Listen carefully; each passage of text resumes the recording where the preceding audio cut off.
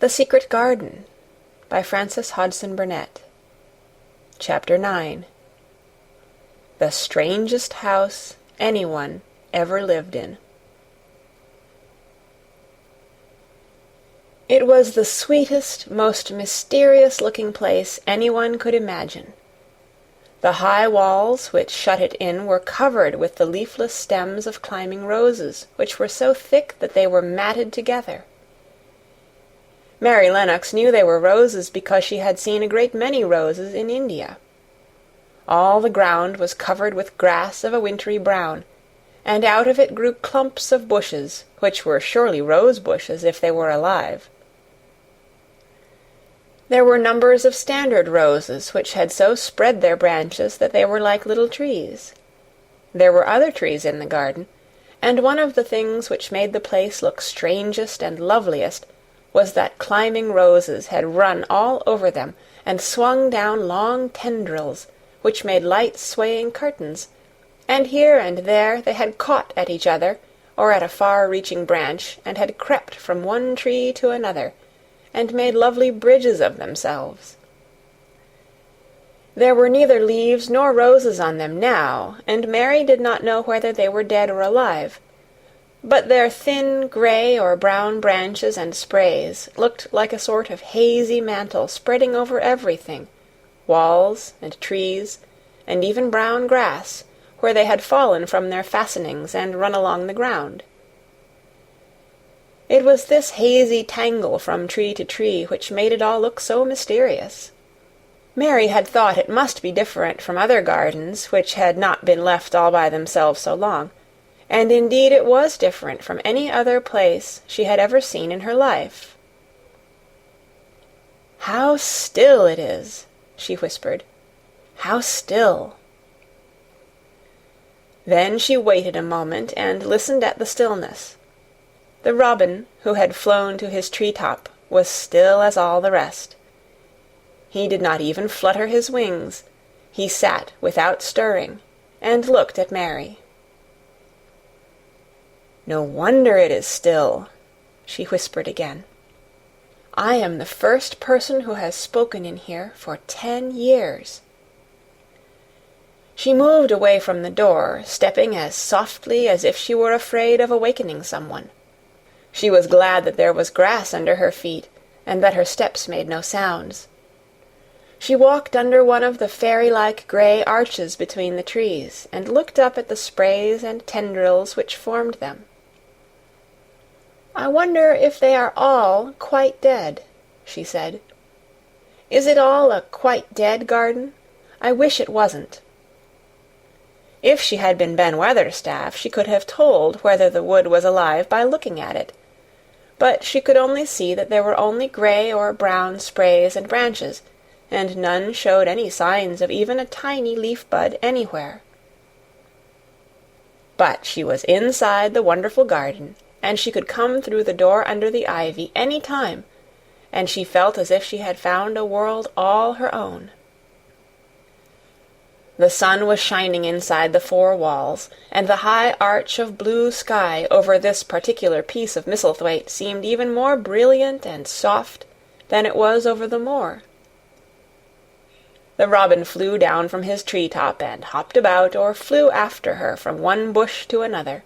He chirped a good deal, and had a very busy air, as if he were showing her things.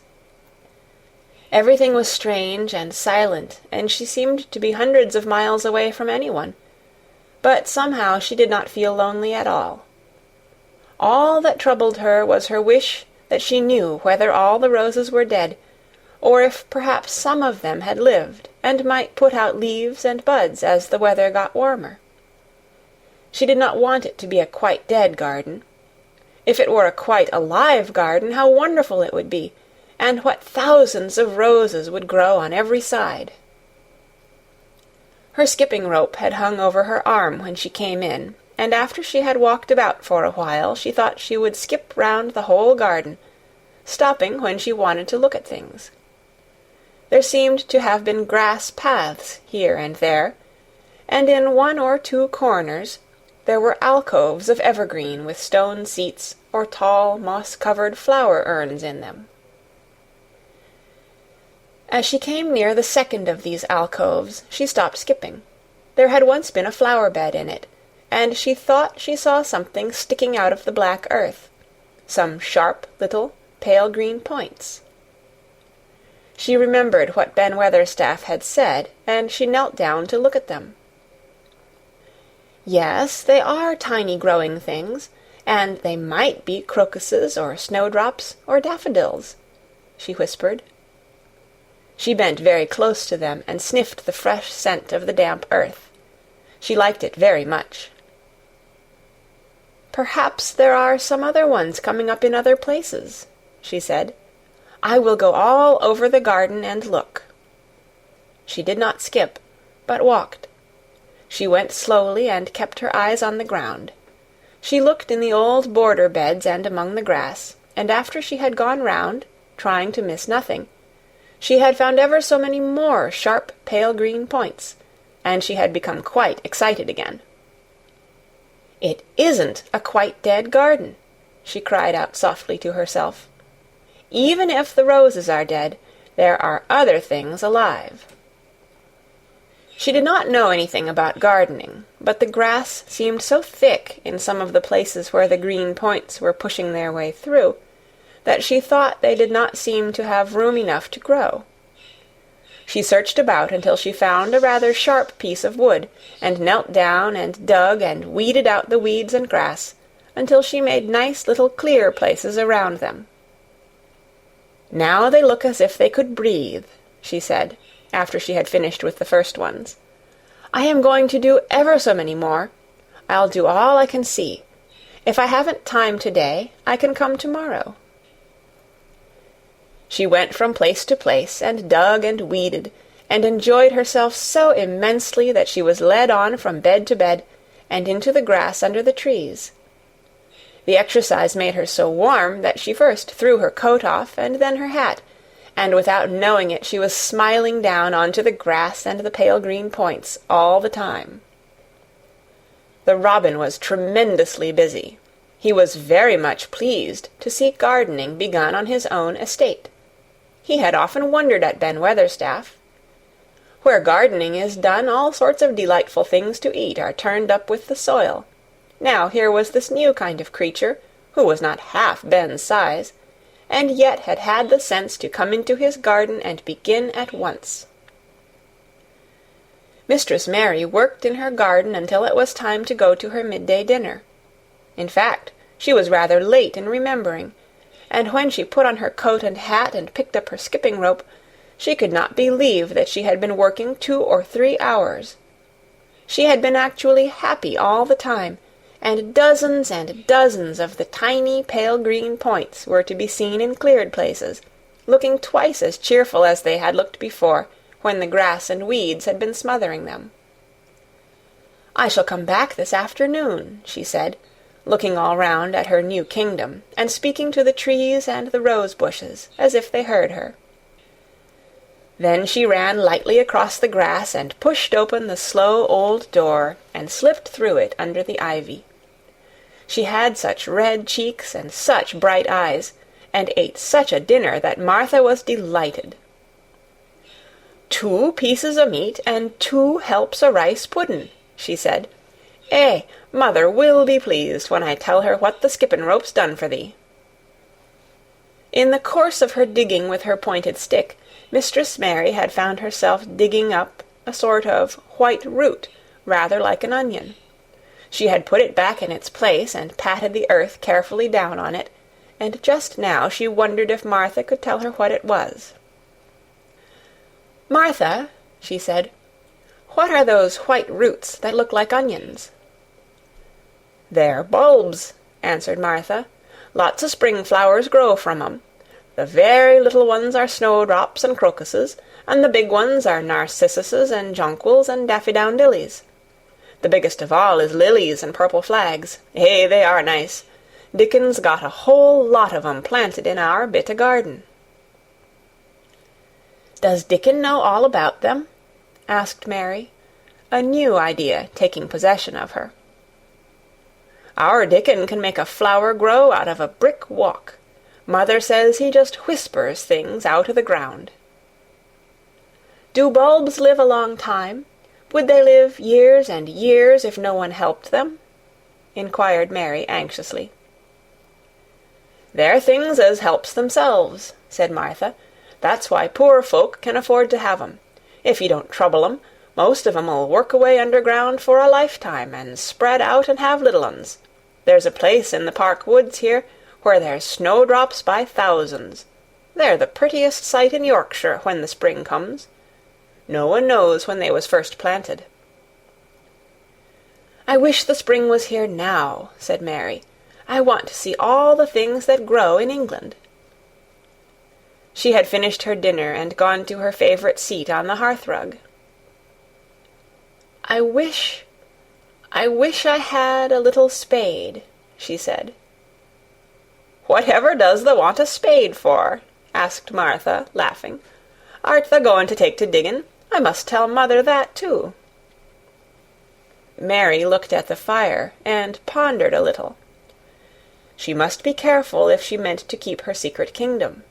She wasn't doing any harm, but if Mr. Craven found out about the open door he would be fearfully angry, and get a new key and lock it up for evermore. She really could not bear that. "This is such a big, lonely place," she said slowly, as if she were turning matters over in her mind. "The house is lonely, and the park is lonely, and the gardens are lonely. So many places seem shut up. I never did many things in India, but there were more people to look at, natives and soldiers marching by, and sometimes bands playing, and my ayah told me stories. There is no one to talk to here except you and Ben Weatherstaff, and you have to do your work, and Ben Weatherstaff won't speak to me often. I thought if I had a little spade, I could dig somewhere as he does, and I might make a little garden, if he would give me some seeds." Martha's face quite lighted up. "There now," she exclaimed, "if that wasn't one of the things Mother said. She says, 'There's such a lot of room in that big place, why don't they give her a bit for herself, even if she doesn't plant nothin' but parsley and radishes? She'd dig and rake away and be right down happy over it.' Them was the very words she said." "Were they?" said Mary. "How many things she knows, doesn't she?" "Eh," said Martha, "it's like she says, 'A woman as brings up 12 children learns something besides her ABC. Children's as good as 'rithmetic to set you finding out things.'" "How much would a spade cost, a little one?" Mary asked. "Well," was Martha's reflective answer, "at Thwaite village there's a shop or so, and I saw little garden sets, with a spade and a rake and a fork all tied together for 2 shillings, and they was stout enough to work with, too." "I've got more than that in my purse," said Mary. "Mrs. Morrison gave me 5 shillings, and Mrs. Medlock gave me some money from Mr. Craven." "Did he remember thee that much?" exclaimed Martha. "Mrs. Medlock said I was to have a shilling a week to spend. She gives me one every Saturday. I didn't know what to spend it on." "My word, that's riches," said Martha. "Thou can buy anything in the world thou wants. The rent of our cottage is only 1 and 3pence, and it's like pullin' eye teeth to get it. Now I've just thought o' something," putting her hands on her hips. "What?" said Mary, eagerly. "In the shop at Thwaite they sell packages of flower seeds for a penny each, and our Dickon he knows which is the prettiest ones, and how to make 'em grow. He walks over to Thwaite many a day just for the fun of it. Does thou know how to print letters?" suddenly.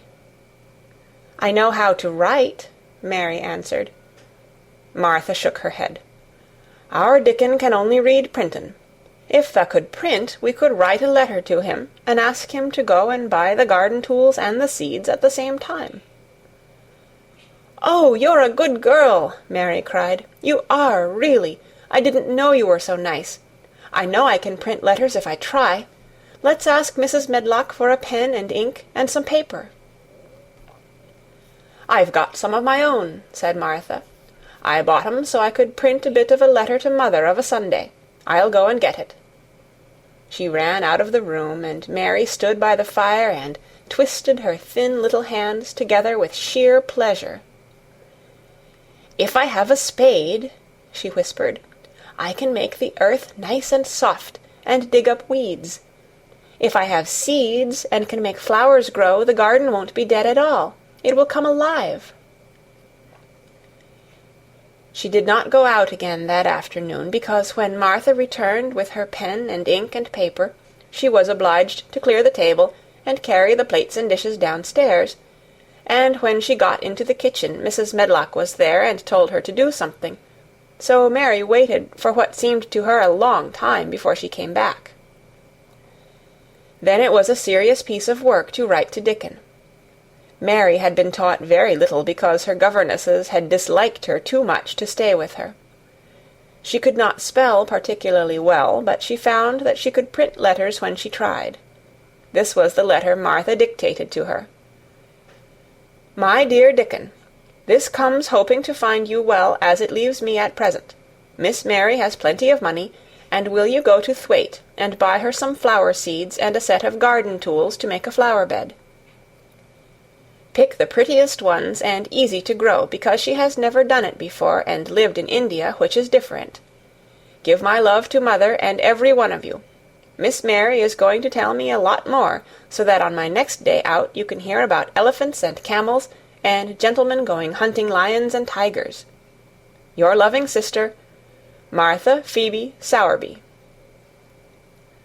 "We'll put the money in the envelope, and I'll get the butcher boy to take it in his cart. He's a great friend o' Dickon's," said Martha. "How shall I get the things when Dickon buys them?" "He'll bring 'em to you himself. He'll like to walk over this way." "Oh!" exclaimed Mary. "Then I shall see him. I never thought I should see Dickon." "Does thou want to see him?" asked Martha suddenly, for Mary had looked so pleased. "Yes, I do. I never saw a boy foxes and crows loved. I want to see him very much." Martha gave a little start, as if she remembered something. "Now to think," she broke out. "To think o' me forgetting that there, and I thought I was going to tell you first thing this morning. I asked Mother, and she said she'd ask Mrs. Medlock her own self." "Do you mean—" Mary began. "What I said Tuesday. Ask her if you might be driven over to our cottage some day, and have a bit of Mother's hot oat cake and butter, and a glass of milk." It seemed as if all the interesting things were happening in one day. To think of going over the moor in the daylight and when the sky was blue. To think of going into the cottage which held 12 children. "Does she think Mrs. Medlock would let me go?" she asked, quite anxiously. "Aye, she thinks she would. She knows what a tidy woman Mother is, and how clean she keeps the cottage." "If I went, I should see your mother as well as Dickon," said Mary, thinking it over and liking the idea very much. "She doesn't seem to be like the mothers in India." Her work in the garden and the excitement of the afternoon ended by making her feel quiet and thoughtful. Martha stayed with her until tea-time, but they sat in comfortable quiet and talked very little. But just before Martha went downstairs for the tea-tray, Mary asked a question. "Martha," she said, "has the scullery maid had the toothache again to-day?" Martha certainly started slightly. "What makes thee ask that?" she said. "Because when I waited so long for you to come back, I opened the door and walked down the corridor to see if you were coming. And I heard that far-off crying again, just as we heard it the other night. There isn't a wind to-day, so you see it couldn't have been the wind." "Eh," said Martha restlessly, "thou mustn't go walking about in corridors and listening. Mr. Craven would be that there angry, there's no knowing what he'd do." "I wasn't listening," said Mary. "I was just waiting for you, and I heard it. That's 3 times." "My word, there's Mrs. Medlock's bell," said Martha, and she almost ran out of the room. "It's the strangest house anyone ever lived in," said Mary drowsily, as she dropped her head on the cushioned seat of the armchair near her. Fresh air, and digging, and skipping rope had made her feel so comfortably tired that she fell asleep.